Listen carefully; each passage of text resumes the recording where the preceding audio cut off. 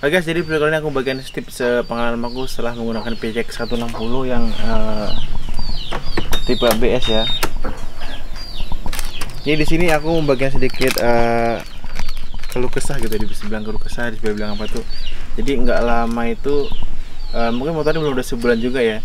Jadi tuh aku cagak satu gini tuh, dia tuh jatuh gitu, terus ini tuh lecet, terus kemudian itu nggak bisa ditutup. Ini, tolong untuk ini nih. Dari sana kelihatan nih.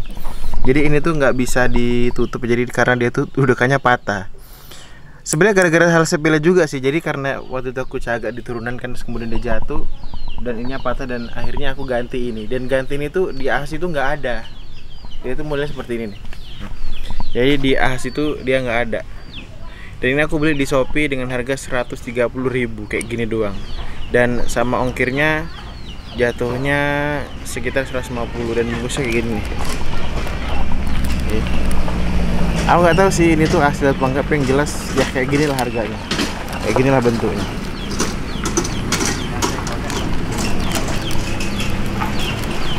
Dan teman-teman, jadi selama kayak kurang lebih belum ada sebulan ini, kilometer udah sekitar 1000 gitu ya. Jadi sekitar 1000 itu yang aku rasakan itu, motor ini kalau aku pakai sendiri kecepatan di atas 100 km dan papasan sama mobil agak sedikit oleng gitu.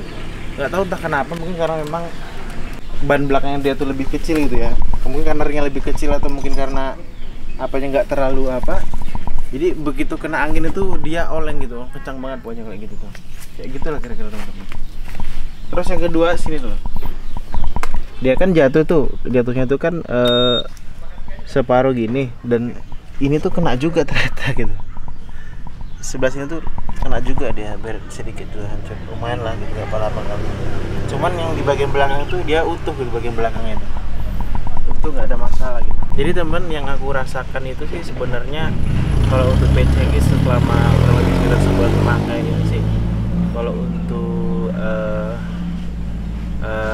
responsif, dia cukup responsif, remnya juga enak, yang tipe CBS ini remnya lumayan sensitif juga. Terus kemudian untuk bahan bakar tergolong irit. Cuman yang aku agak nggak enak itu jadi posisi pada saat kita tuh berjalan di atas 100 km per jam itu tuh dia itu oleng. Itu kita tuh kayak melayang gitu loh teman-teman, kayak melayang gitu. Dan menurut aku tuh cukup ngeri sih teman-teman kalau kita di jalan lintas itu kan. Kalau di daerah kan di Sumatera tuh jalan lintas tuh lumayan juga.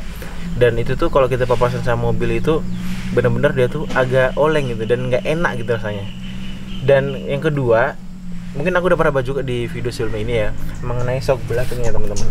Jadi untuk shock belakangnya itu rasanya itu gimana ya, nggak terlalu enak gitu loh, nggak terlalu enak gitu dia. Rasanya agak kaku banget gitu. Walaupun sebenarnya kalau untuk boncengan itu ya, itu lagi nih mungkin ya, untuk boncengan itu kalau kita jalan ngayun gitu ya, kalau tuh boncengan itu pas di bagian kaki itu agak-agak ada getaran sedikit tuh.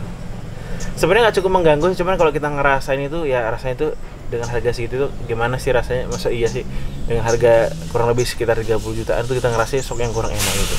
Dan kalau aku berbeda sih, mungkin hanya beberapa itu sih yang kurang enak. Yang pertama memang karena dia kalau kita lari di atas 100 km per jam itu dia limbung, oleng gitu, kita rasanya kayak mau terbang gitu. Aku nggak tahu apa penyebabnya, mungkin karena bodi atau apa, atau mungkin karena belakang lebih kusut. Tapi nyata juga si NMAX nggak gitu juga, nggak ada yang ngeluh gitu sih. Intinya aku ngeluh gitu aja sih.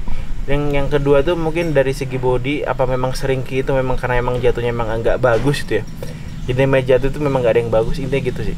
Kenapa yang itu tuh bisa patah gitu bagian itu, dan itu pun cuma jatuh gitu aja gitu, cuma sepele aja gitu. Dan untuk nyari spare part itu lumayan susah juga, karena di ahas juga nggak ada. Karena pada saat aku datang ke ahas itu aku nanya, bang ada nggak sih spare part ini tuh di sana gitu ya. Terus dari pihak dealer sendiri bilang motornya aja susah dicari, apalagi ininya, dia bilang gitu. Dan ternyata tuh ini tuh bisa gitu, ini tuh sama kayak yang punyanya ADV 150, PCX 150 tuh dia tuh sama ini tuh untuk pengancing yang ada di sini tuh. Gitu teman-teman.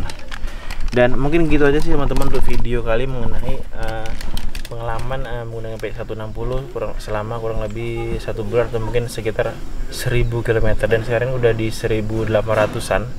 Karena memang motornya aku pakai kesana kemari untuk kebutuhan kerja juga.